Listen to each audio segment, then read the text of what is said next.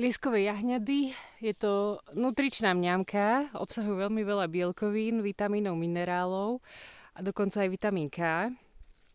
Zbierajú sa ešte, kým nepúšťajú peľ, takže keď po nich takto klepkáme, tak nesmú peliť, vtedy majú najväčšiu výživovú hodnotu a dajú sa sušiť do čajových zmesí, bylinkových, alebo sa dajú normálne iba takéto klasické zaliať horúcou vodou a máte bylinkový nálev, necháte 2 minútky odstáť a môžete piť.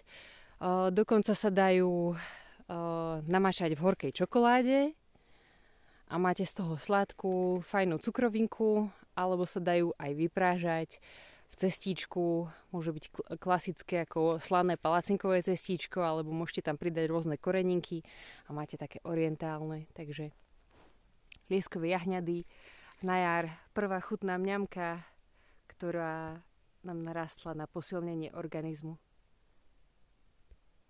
Určite si nazbierajte. Ahoj!